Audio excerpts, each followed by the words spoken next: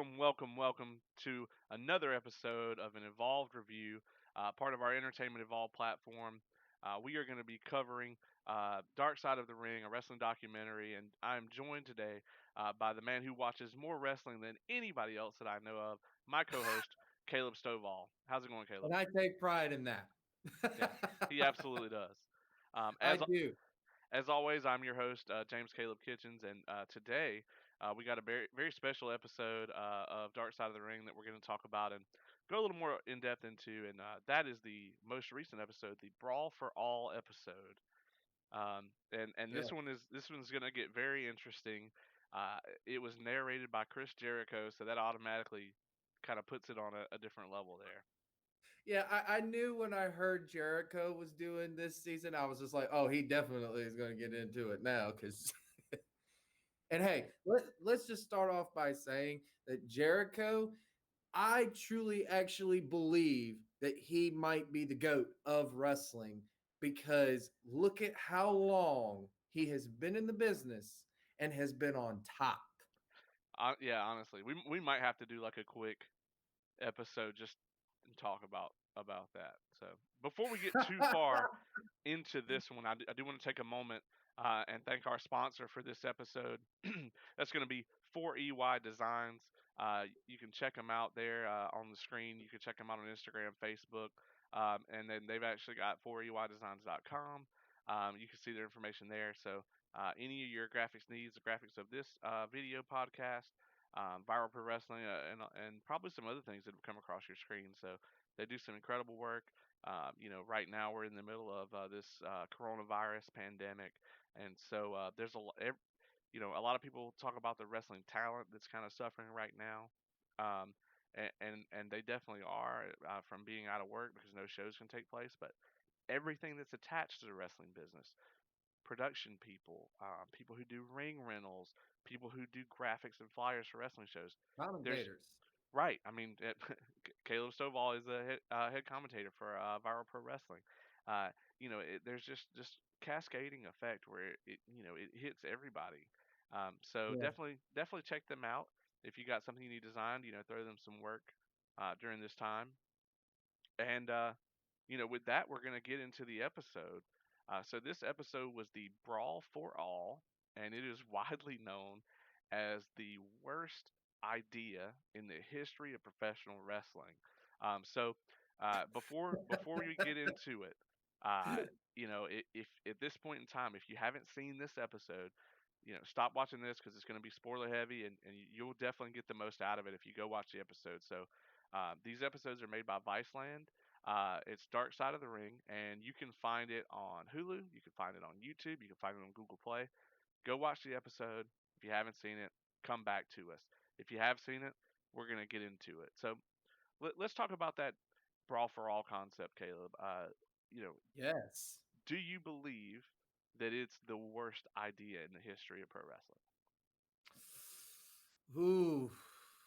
Was it the worst idea? I don't know. That's a tough one because there have been some really, really bad ideas. But yes, I do think it definitely ranks right up. If it's not number one, it's definitely the top three. It just is. It just look the idea, even in and of itself, like so. Okay, so now we're just gonna say screw the moves, screw all of the pageantry, screw all of that. That what wrestling is. Whether people want to admit it or not, that is what it is. Let's forget all that and let's actually have them go out and punch each other. No one thought, oh, well, we're going to have to deal with a bunch of injuries because of this. Like, you already have to deal with injuries just putting on a regular match. Right. Like, it's just, why would you add that element? Yeah, I can't wait to dive into it. And I cannot wait to dive into probably one of my favorite people in the wrestling business. You know how much I love this person, right? I do. I believe you may be referring to one Vince Russo. Bro. So I will not go off on a Stovall Wrestling Network, Vince Russo, or anything like that. But it's so hard not to make fun of how that dude talks. and ladies and gentlemen, if you want to hear a very poorly impersonated uh, rendition of a Jim Cornette Vince Russo argument, you can check out uh, Stovall Wrestling Network anywhere that podcasts are found. Uh, Yeah, perfect type of plug for it, yeah, right? yeah, absolutely. You do bring up an interesting point though. Yes. When you start to say that something's the worst idea in the history of pro wrestling, this is an industry full of very public, terrible ideas. Um, Yeah. and so it's hard to say that something is the worst idea in the history of the of business. But I think if I had to pick one just off the top of my head right now, um, yeah, I mean, I think that it probably is. It's definitely up there because, as you mentioned, just in a regular staged um, work fight, a wrestling match. You've got all these different, there's tons of risks there, and people get injured. People have lost their lives. People have been injured to the point that they can't walk anymore. I mean, one of the things in this episode, talk about, Draws, where he's been in a wheelchair for over 20 years, And it was and over a simple move. right, and that It was wasn't even in the a Brawl for All. Yeah, yeah, it wasn't even in the Brawl for All. Yeah, It was a simple move that they've done 100 million times and have never had a problem with it. It's just something went wrong on that night, and we might be jumping too far ahead or whatnot, but I did love how Draws, even at the end, was just I have no hard feelings against D'Lo for it. It wasn't his fault. It's something that happens. right. Now I can't say that everyone's going to have that reaction Yeah, in the wrestling business, but Draws was a different type of character, which we see in the Brawl for All, even in this. yeah. But yeah, man, it's a terrible idea. It was a terrible idea from the start, and the idea of it to me just shows you why Vince Russo is probably one of the most hated people in the business because the idea for it was just so he could shut one man up. Yeah. Yeah, so, he's tired of Bradshaw being this kind of locker room bully, sort of alpha male type personality, bragging all the time. And and so he comes up with this idea of like, let's have this giant tournament and let's have these guys fight for real. And there was so many. I mean, looking at this from a fan point of view, like let's just assume you never seen the tournament, you don't know how garbage it was. If I was just a wrestling fan who kind of knew that these fights were choreographed, um, I could see maybe thinking, okay, this is a good idea. From someone who's inside the wrestling business, though, there's no way that you should ever even think this is a good idea because you can't control the outcome. And as we kind of see in the episode with how it worked with Bart Gunn, you've got somebody that you have no intention of pushing, not in the past, not in the future, not in the present. And And so the outcome is out of your hands at this point. And as a booker, as a producer, as a promoter, you never want to do that in the wrestling business. right, because probably as a booker, you would know this better than I would. Like a lot of stuff is already out of your hands. You can write the greatest storyline ever, and you can think, oh, this is going to be a great idea. I'm going to have this plan and this plan, and then just guess what? Something on the day of, oh, travel, was postponed. Oh, I'm not going to be there, kind of thing. Oh, well, crap. What are we going to do? Kind of thing. So already that's already stressful enough. Now let's actually go out and let's get these guys injured for real. I mean, Like there's it. already so many variables you have to contend with, right? You Right, have to contend with the fact of, okay, yeah, is everybody gonna make it there? Because I mean, on the independent scene at my level, everybody's an independent contractor. Most of right, these people work other places. You don't have to just worry about them getting hurt at your events. They might travel all over the world. They could get hurt anywhere. yeah, So you got that. You've got, how is the audience going to receive it? Is it going to play out? Are they going to buy it in your mind? Two factors there. Is what you're trying to get across to them going to get across? And then when it Mhm. does get across, how are they going to receive it?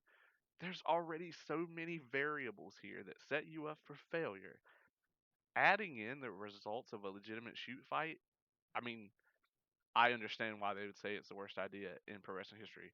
Um, so yeah, I mean, this is another one where I saw this in retrospect. I had no idea that it even happened at the time that it actually took place.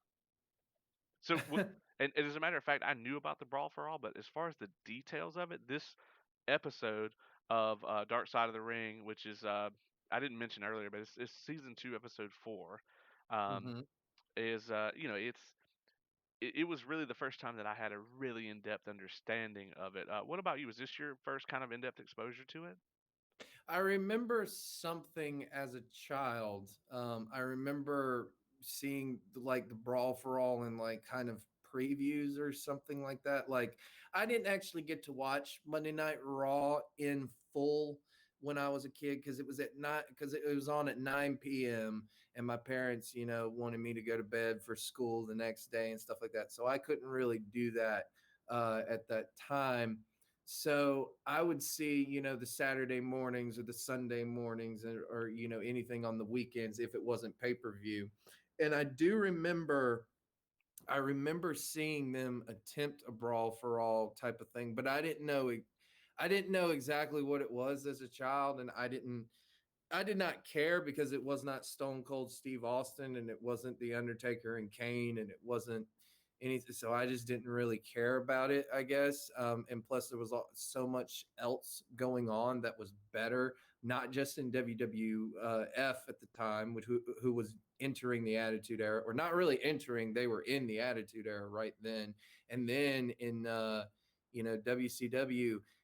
People say about that 98 about WCW, but they still had some good stuff going on WCW. Even though their nitros were 3 hours and they had thunder and everything like that, there was still a lot of good stuff, though, if you were just a wrestling fan of both of them. But I never really paid that much attention to the Brawl for All. And the thing that I want to bring up, I want to make the most point of really with this is I loved how Dark Side of the Ring really shined a spotlight, and they were like, no, no, no, no, no, you don't realize how bad this idea was, and then they showed it because when I heard of not really heard about the Brawl for All, but when the only thing I've ever heard discussed of it was on the WWE network, and it was one of like the top 10 just bloopers of WWE, and they just made it seem like this, ha ha, that was a funny idea. Oh yeah, it just didn't work. And then you realize, no, no, wait a minute, this is how bad this was because you had so many people get hurt during this thing. And WWE at the time really could not afford to have that much injuries, to have that much pay being going out to injuries and stuff like that. They couldn't afford that kind of stuff at the time. The Attitude Era was just starting to work, but it wasn't full, you know, kind of thing. So it was just, yeah, to me, what the episode really did was really shine a spotlight as to how bad it was and how much people's careers were actually affected by this. And I can't wait to get more into that as well. Right. Yeah. I mean, so you got Vince Russo pitches this idea, and this is sort of the time where Vince Russo is getting into Vince McMahon's head.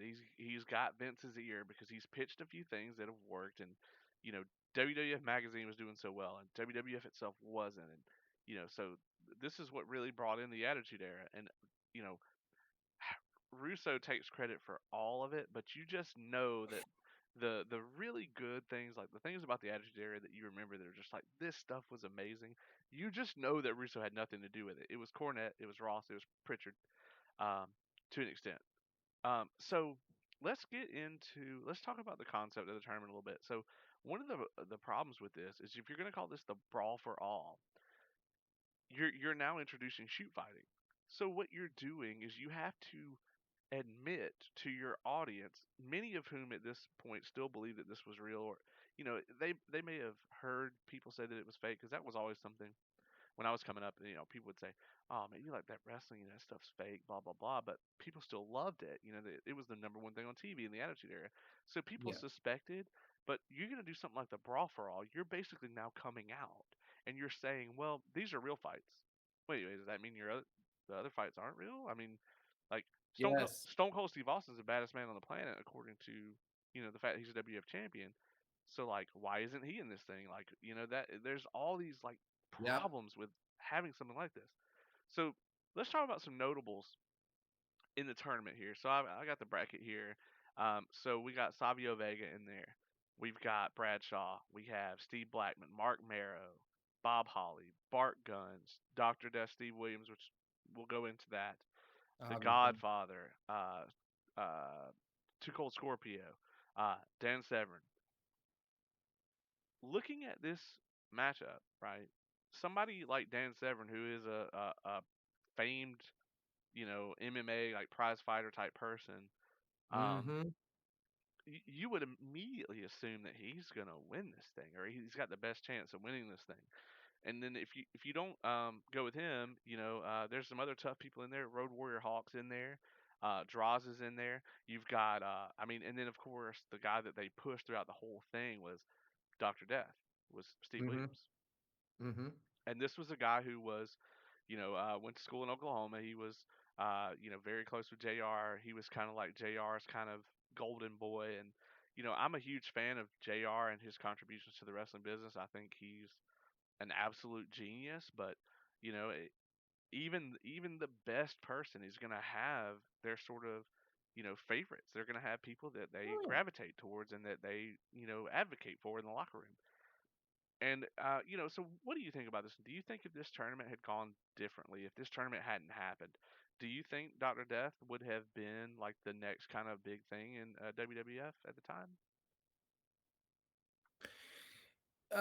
That's very hard to say because if you actually look at the shape that Dr. Death was in, right? And I mean, I know the Brawl for All didn't help, but if you look at his overall shape that when he was in there, no, I don't see it.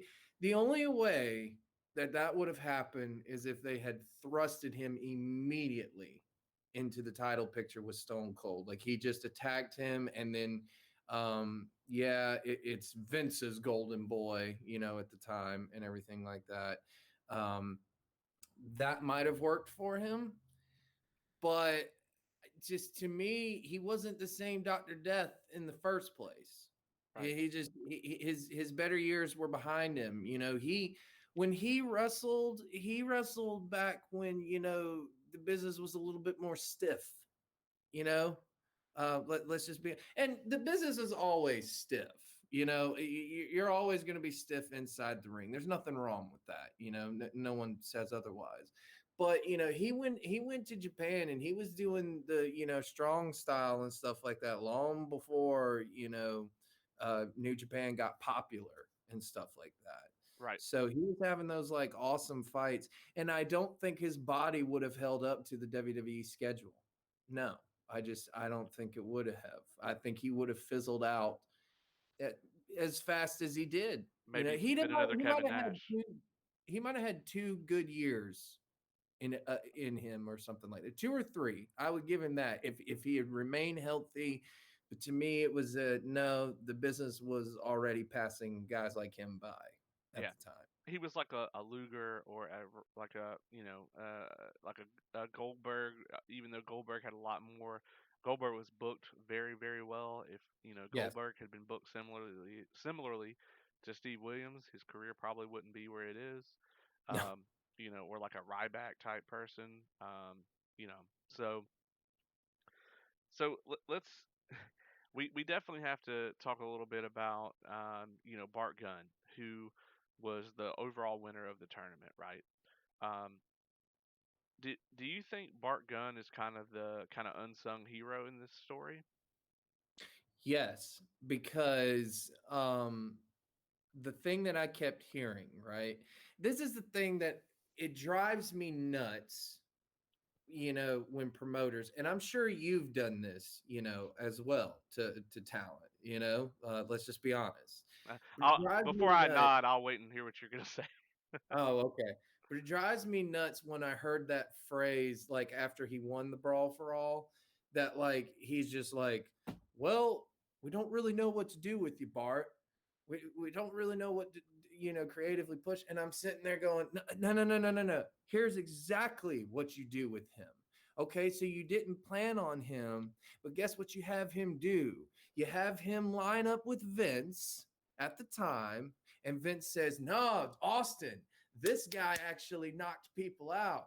You haven't knocked people out, Stone Cold, and he's going to knock you out at SummerSlam or Survivor Series or whatnot. That's what you do with him. Yeah, And that's what I didn't understand. I was like, wait a minute. This guy organically knocked out everyone and surprised everyone. You could have given him this surprise launch push, but instead they were like, "Ugh, he he wasn't supposed to win, so now I got to punish him." Why would you do that? I don't understand that mindset. yeah. I mean, I've definitely never done that. I Let know me you've never done that, but I was saying like telling like someone, well, we don't really have anything for you right now, right. kind of thing. So let me put Which does happen. my Booker hat on here for a second. Hmm. Yeah. So I mean, there are times where somebody will get to the point where them taking some time off is the best thing for their character in the long run. Right. Maybe maybe they've been chasing the title for a long time and they don't win it, and you don't have any plans for them to win it. It's hard for somebody to climb back on top to just show back up in the mid card after that. So, sometimes them taking 3 4 months off is going to be the best thing for them, and they come back and it's a wrestling is a what have you done for me lately business. So Yeah. they're likely to be completely reinvigorated when they come back. Um, so I get that, but that's not what happened here. This was somebody, and I don't get me wrong, Bart Gunn was no superstar, but he No. wasn't incapable. I mean, Jim Cornette even goes and talks about it. The guy was he was a good performer. He wasn't amazing, but he was not incapable. And I think He knew his craft, and he knew how to get over decently. I mean, there's right. definitely people that they've given a run at the champ, even though they were never going to win, that were lesser than Bart Gunn. Yeah. And I think also, and I didn't mean to cut you off or anything, but like one of the things I wanted to point out was when I'm watching this interview with him on Dark Side of the Ring, I thought, man, this guy had kind of an untapped personality that he could have shown. Like Yeah, like they could have seen him win the Brawl for All.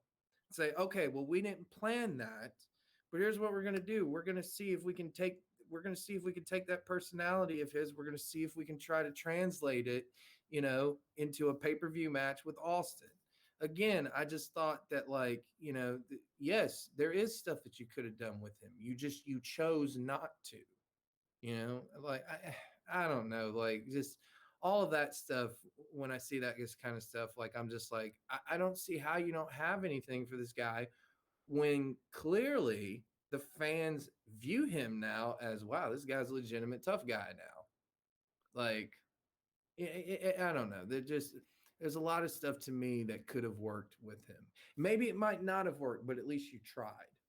yeah. I mean, what I would have done in that situation, I would have at least given him the run on Austin. I mean, it, he's never gonna beat Austin, so you give him a one Right. month build up, and then you have him face him at the pay per view. And if it doesn't get over, fine, Austin beats him, and he goes back to the mid card.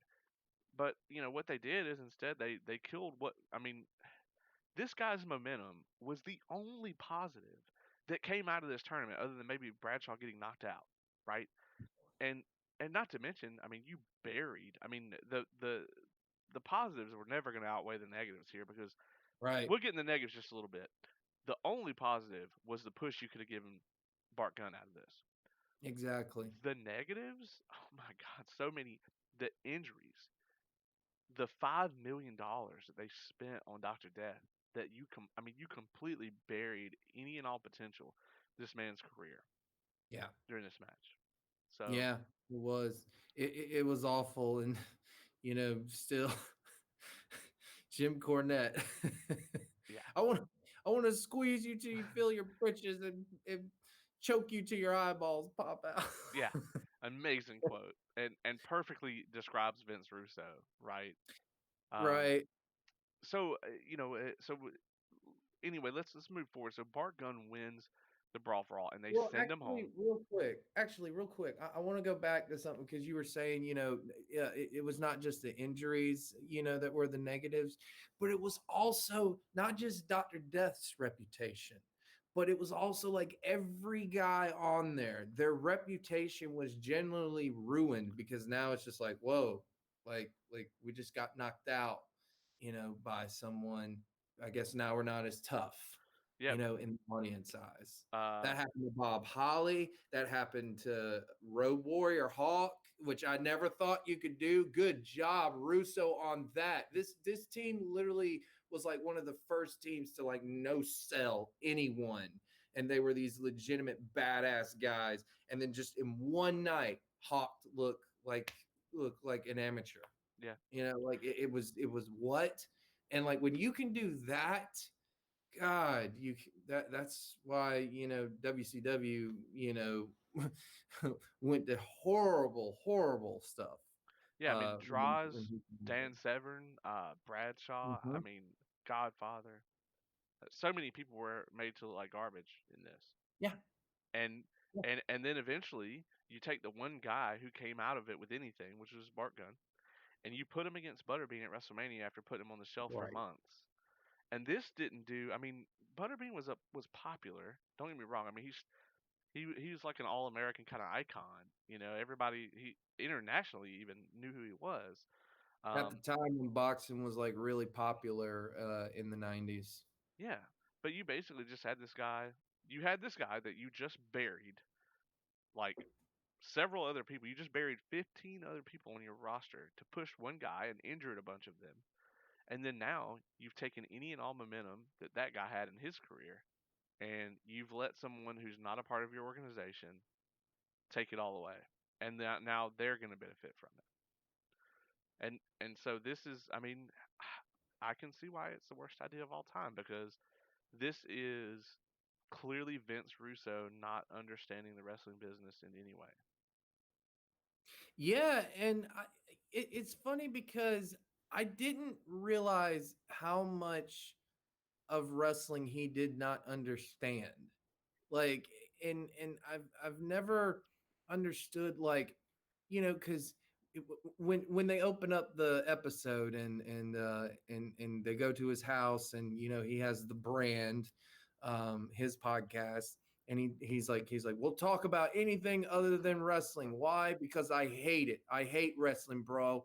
And I'm just like, if you hate it so much, why did you want to go so far as to almost run the WWE or run WCW? Like, if you hate it so much, and I didn't understand, like, until, well, I mean, I understood it now over the years, but I never realized how much this guy really did not care about the wrestling part. He did not care about the bell to bell. He did not care about it. And I also, like, when I when I've heard Cornette talk and when I've heard others talk, I thought they always say that, oh, when Vince Russo was writing Raw, he wrote it like exactly like the Jerry Springer. No, no, no, he actually wrote it like that. And I was like, no, they're exaggerating. That can't be true. And then he literally says, we we would have the Jerry Springer show while writing Raw. And I was like, oh my God, are you serious? I did not actually think that they were serious. So he would actually have Jerry Springer, and I've also heard that he would have Howard Stern as well. Anything that was New York, he would Right. have. And that was what he, looked at wrestling like. He looked at it as literally a B-rated movie. He looked at it as like a grindhouse type movie, Right. you know? Like, Yeah. and it's just, oh my God, like, who are you and why? And I cannot remotely fathom booking a card or writing a show that way. I mean, obviously there are elements of the Attitude Era that he introduced that are still present in wrestling products today all over the world. So Mhm. you can't say that every idea the guy ever had was bad, but I mean, he definitely had a shitty batting average. I mean, it wasn't great at all. Yeah. And the ones that he messed up were incredibly bad, like this particular instance, the Brawl for All. Oh yeah, I mean, like I give him his credit. He did have some good ideas, and you can actually see glimpses. Like you could actually, if you go back and you can make it through a WCW 2000 episode, if you can make it through one, you could actually see. Well, hey, I could actually see where that was a pretty good idea. It just wasn't executed right. It was the thing was though is when Russo has control though, right? He'll have this vision of like a helicopter coming in and you know flying everywhere and being able to shoot all of this stuff, and it's like, bro, you have to be equipped to do that, kind of thing. And you don't know the mechanics and stuff like that. You don't know how that actually works. You think you know how it works because you see it, but you don't. Right. Um, And I'm sure that will come up, in a very later episode on this, especially with this season of yes. uh, Dark Abs- Side of the Ring. Absolutely. So let's talk about some of the speakers on this episode because Okay. obviously Cornette and Russo is the big sort of glaring ongoing kind of behind the scenes. Well, and now it's very much in front of the camera Yeah. or microphone. And so that's the kind of ongoing rivalry between those two. So do you think that it really? I mean, obviously, when he came into the writers' room, Cornette didn't want him there in the first place because he had no interest in learning the business. And to Cornette, that's the cardinal sin, right? Is pro wrestling is his life and it's his legacy, and he will protect it at all costs. And say Yeah. what you think about Jim Cornette, but that is the mindset he has towards it. Is that mindset to his detriment sometimes? Absolutely. Um, Yes. but that is his mindset, and he's consistent with it. Um, do you think that um, Russo, because Russo came from WWF Magazine, and this was like '95 when he was writing it. Russo was watching the Brawl for All as they were filming, and he says, and I quote, "I am totally entertained by this." What What do you I think was about that? going. Oh my god. It's serious. As a casual viewer watching this, I'm totally entertained by it, bro.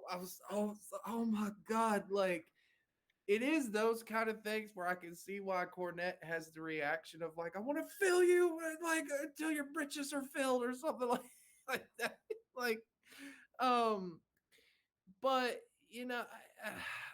I don't know. When I saw that, I'm just like, why are you entertained by it? Please tell me that from a wrestling perspective, why are you entertained by it? Yeah, I feel like he may have been completely serious because, his idea of entertainment is obviously very, very far off from where mine is. Yeah. But there's also you've got maybe he's just covering up for it because Cornette swears up and down that to this very day the man still does not understand the gravity of what he did here and what he caused. And but on that note, we're putting all this on Russo.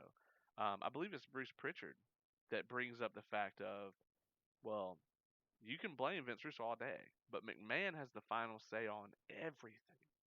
Yes, we So all know this. McMahon has just as much of a blame because I've always thought that Vince um, was a genius. We'll get to the quote in just a second. Well, I've always thought that Vince was a genius, but only if he was filtered. So if somebody's there to say to Vince, "This is a great idea. This is not a great idea. This is a great idea. This is not," and in the world that we're in now, in the WWE we're in now, and for the last probably decade, there is nobody to do that. Nobody will tell him that his idea sucks. Maybe Triple H, but even, I mean, and that's probably more so in the last 3 4 years. But you know, the quote here from from Cornette is fantastic. Yes. Jim Cornette, and this describes Vince McMahon perfectly. Jim Cornette says, and I quote, "Vince is a genius and a demon," and that's probably my favorite quote about Yeah, Vince McMahon ever. yeah, yeah. That pretty much sums him up, right? Yeah, I mean that's the. I mean, you hear all these stories about McMahon that he sleeps 3, 4 hours a night and he works all the time, and and Cornette even says, I don't think he's been to a movie or a grocery store in probably 40 years. Yeah, so I don't know about that. Well, yeah, he might. I well, don't know. probably not. I mean, Maybe. he probably doesn't do his own grocery shopping and stuff. So Probably, but hey, more power to him. I mean, if he doesn't have to, he doesn't have to, especially right now. yeah. So Cornette obviously thought that Cornette has the opposite idea of Vince Russo, as he often does on this, and Cornette Right, says, that basically it was the worst idea ever, and points out all the kind of things that we've pointed out here. right. So do you agree with Cornette on this? Was there anything that Cornette said about this particular project that you disagreed with him on? I don't know, not necessarily on this particular project. I want to say something though about Vince McMahon, real quick. That was something that even Bart Gunn said. Like he was just like, yeah, it probably is the worst idea, but they still allowed it to happen. So explain that to me. Here's what and going back and watching a lot of the Attitude Era Raws and stuff like that, what I've come to think of it is like Vince McMahon only cared about the main event. If it Right, had nothing to do with the main event, he would let Russo and Ferrara just do it. Just y'all can book that stuff. But if it was the main event when it came to Austin versus McMahon, that was why that worked, was because Vince McMahon was like, no, that's a stupid idea. Here's what we're going to do. right, And let's not, let's be honest, Austin had a lot of say so as well. I'm sure. Austin had a ton of say so in how they did it. So I think you got to factor in all of that. But as far as Jim Cornette, the way he describes the Brawl for All, no, I completely agree with him on this one. It's a terrible idea. There's no way you can control the outcome of it. And to me, here's what's funny, right? It might have been a bad idea, even looking back on it still, but had they have pushed Bart Gunn and had he might have broken out or something like that, then people might have looked at that as a great idea. right. Yeah, So yeah. I mean, that's possible. If the outcome had been different. I mean, there's the saying, "The end justifies the means," right? And if the outcome had been different, then maybe this wouldn't have gone that way. But the to risk this much in general in this business, yeah, I think is. I mean, I would never do it.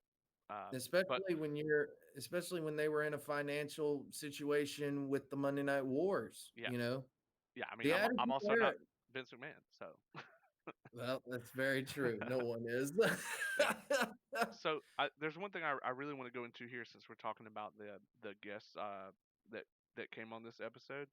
Okay. Um, Bruce Pritchard swears up and down that the brackets were random and that he and Savio Vega drew them in his office.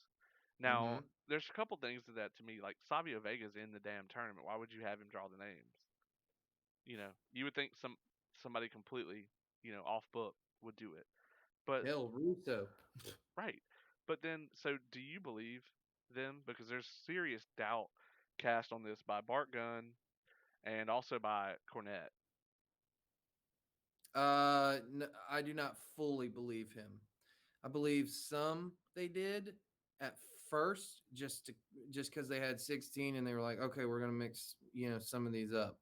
But as far as Bart Gunn and or Bart Gunn versus Bob Holly, no, they were just like, oh, it's time to break that up.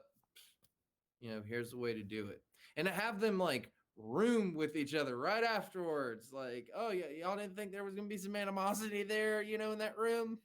Well, so they were already traveling together. They were like the kind of road partners or whatever, and they had been tagging and all kinds of stuff. So Yeah. there's no way that didn't come from the mind of Vince McMahon. I don't. I don't believe Yeah, it for a second. and like I said, I don't believe it fully. I do think that there were some that they did. Like I really do. I feel like they were. I don't know about Savio Vega doing the drawing or anything like that, but I'm pretty sure there were some of them where they were like, "Oh, okay, let's just mix up and see who Dan Severn's gonna fight." Something like I believe some of them, but no. I Knowing what I know about the wrestling business and about Vince McMahon, I think they. I think it's one. It was 100% worked as far as the bracket, and I think yeah. some of them are intended to look random. So I think Hmm. Mark Canterbury and Bradshaw or Brackus and Savio Vega is made to look random, but you think about it, and they clearly intended for Doctor Death and Bradshaw to be the final two, and they're on opposite sides of the bracket. You look at who is on the same side of the bracket with Steve Williams, and you've got Steve Williams, Godfather, Dan Severn, nobody else. They didn't think Bob Holly or Bart Gunn or any of those people would make it to the finals. You look at the Bradshaw side of the bracket. You got Brackus, you got Savio Vega, you got Draj, you got Hawk. Hawk was past his prime. Yeah. You got Steve Blackman is a legitimate fighter over there. So I mean that was possible. But I, when I Oh look at God, I that forgot he bracket, was even in it. yeah, when I look at that bracket, I can just, I can see Vince sitting down and doing the whole thing and calling it randomized. Yeah, I mean, I'm sure, but like I said, I don't know. That's just. Mm.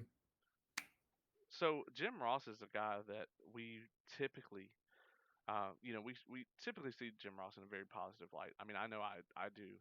In this particular story, though, how do you feel about Jim Ross and like his comments and kind of his role in this whole thing? Um, I think it's just whenever you get Jr. talking about Doctor Death, he's just gonna he's gonna be overly passionate and just overly sensitive about him. I think that was his boy, and there's nothing wrong with that statement. Oh, that was Jr.'s boy. Okay, that's whatever. But I think if anyone, Bart Gunn is the guy that's more kind of questioning Jr. That like, yeah, I think you're pissed that I knocked out your boy. Right. You know, Yeah. because if you remember correctly, right after the Brawl for All happens and he wins and everything like that, and he's going to go on to face Butterbean at WrestleMania to set it up. They have Jr. in the ring literally call him out on it in a promo with Dr. Death attacking him afterwards. Yeah. So, I don't know. It just, to me, I just think it's just JR being JR when it comes to Dr. Death. But I mean, JR really didn't have any say so in what talents did or anything like that. He Right. just hired guys. Right. Yeah. I mean, I think he was involved in the creative process. Um, but not to the point where it was like a you're going to listen to Jr. most likely, but there's tons of Right. things that Vince McMahon did that he wasn't going to listen to Jim Ross, he wasn't going to listen to Jim Cornette, he wasn't going to listen to Bruce Pritchard.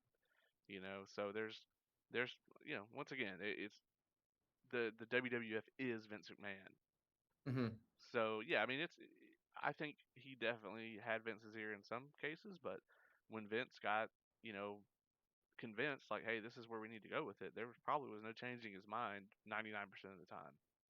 Exactly. I mean, Bruce Pritchard has even said it. He's like, look, I have fought with Vince on ideas and stuff like that. But when he says, no, this is what we're doing, it's no longer what I want. It's what he wants. He's Right. the boss, Right. kind of thing. Now, do I think though that JR might have been like, oh, Vince, I wish I could knock him the hell out, now. Like he knocked out my boy, it ruined everything. might have said that in one or two, drunken occasions or something like that. But I, I mean, it is what it is, you know. Yeah. So, yeah, so we can go ahead. I think we've covered all the bases on this one. Let's go ahead and wrap it up. Let's get our Okay. final thoughts on this one. So, what's kind of your final overall thoughts on this episode of Dark Side of the Ring? About how many terrible ideas Mr. Bro had. Like, um, I mean, yeah, it just to me, there still was a missed opportunity with it. To me, because again, I go back to the Butterbean thing, and Butterbean literally says in the documentary, well, from my understanding, Vince wanted me to knock him out because it was his punishment for beating Dr. Death. And I was like, ooh, that guy has no reason to lie right now. He has nothing to gain out of this. So, um, my question to Vince McMahon is okay, the idea was terrible. We get it. It's going to go down as a terrible idea. But you had something organically happen, and your idea was, no, I want to squash that. Right, When you could have had someone who made you money, right. and there's never anything wrong with that. I agree. I think with this whole thing, I mean, the episode did a great job of shining a light on the fact that this was a terrible idea. It Yeah. definitely brought that forward. This is a terrible idea. This is all the reasons why it's a terrible idea. So they were very, I think, as objective as you can be with a statement like that. This is the worst idea in the history of pro wrestling. That being said, I definitely like the aspects of the Russo and Cornette kind of rivalry that they brought into it. And I mean, That's overall, always entertaining. yeah, overall, it's just very well done. And I think the Brawl for All, unless you were actively watching, because WWF has really tried to bury it, and I don't blame them. But unless Yeah. you were watching it back then and knew the story, or you've heard Jim Cornette talk about it, this probably was the absolute best source of information about the Brawl for All that was out there. And Bart Gunn seemed like he was probably really relieved to be able to tell his side of the story finally. Yeah, because you could tell he had not been in the spotlight for anything when it came to wrestling. He's kind of one of a forgotten past. The Smoking Guns, a lot of people remember. I remember them as a child, and everything like that. But um, yeah, I just like I said, I kind of felt like there was a missed opportunity with Bart Gunn. Like it organically happened. Okay, we didn't plan for it, but guess what? We didn't plan on Stone Cold Steve Austin either. Right. Yeah. So, Absolutely. that's why when it's like, well, we have nothing for you. Well, I just won the Brawl for All. Like, what do you mean you don't have something for me? Like now I can go around beating jobbers up for a little bit and then make a run with Stone Cold. Like, it's just Yeah. hell, he could have gone after the hardcore title Yeah, I mean, and not used any weapons. being able to improvise is absolutely a key part of putting on a wrestling show. Producer, I mean, as a producer, as a booker, as a promoter, so things change and you kind of have to adapt. So that's a key part of it. And I think here, I think that this became more about a vendetta once he knocked out Doctor Death. That a lot of the blame was placed on Bart Gunn when the blame was really on Vince McMahon, and he obviously wasn't going to place it there. And it was on Vince Russo, and Russo had Vince's ear at the time, so the blame was put on Bart Gunn. Yeah, and you could tell Bart was even saying it. He was like, "So are you gonna be pissed when I knock him out?" And they laughed. Right, because they never thought in a million years that it was possible. And I agree with JR if I could real quick. I do agree with JR that like is that such a bad thing that we, didn't believe in Dr. Death because of, his reputation. No, it's not a bad thing. But you should have made it known to like the dude of like, hey, if you kind of start to hit him, back off so that he can hit you. Right, they should have just worked it if that's what the plan was. That's what they should have Yep. done, but Yep. they didn't do that. They wanted them to go out and hit each other. And when you do that, it's just not going to go the way you think it is Right. because it's a fight then. End of the day, it should have been a work because this is pro wrestling. Yeah. Um, Yes. that being said, so we'll go ahead and wrap up here. Thanks for joining us for this is the second episode of an Evolved Review. So, I'm gonna do a little something special here. So, our next two episodes, it's gonna be a two-parter, and with me saying that, that automatically should tell you that this is probably the darkest episode of Dark Side of the Ring that's ever going to exist. This is a two-parter about Chris Benoit's story, and also they basically made it a Chris Benoit Eddie Guerrero two-parter. So we're going to have our first guest on. It's going to be the ace of professional wrestling, Damon Rashad, or he is also more popularly known as the voice of Superhero Homie Q on the Superhero Homies podcast. So he's going to be joining us. He's going to be our first guest, and we're going to do a two-parter about this two-parter. So if you have any questions or topics that you want us to cover, you can hit us up on social media. Right now, we're mainly on Facebook. We're also going to be on YouTube. So you can find these episodes on YouTube at Entertainment Evolved. You can also find them on Facebook at Entertainment Evolved or Facebook at An Evolved Review. So if you want to come on the video, leave your questions or topics that you want us to cover about this incredibly dark, incredibly sad tale that we're going to go through with this two-parter. So if you have any kind of feedback, anything like that, we're always happy to hear it. I'm very happy to have my co-host here, Caleb Stovall. Tell them where they can hear more of your voice. Yes. Well, you can also hear me for Viral Pro Wrestling on SOS Custom Wrestling Network. You can go there and you can actually go to Viral Pro Wrestling on Facebook and find the link there and get subscribed to that today. But if you want to hear me talk about more about pro wrestling and more lighter things, talking about storylines, talking about current events, and talking about past events, then join me on the Stovall Wrestling Network. I am on every podcast form. I'm on Spotify, iTunes, Google Play Radio, and of course TMB Studios and everything like that. So check me out, Stovall Wrestling Network podcast. It's great. We talk about the past, the present, and possibly future of wrestling. So that's always fun. All right. Thank you, Caleb, and thanks everyone else for tuning in. This has been an Evolved Review.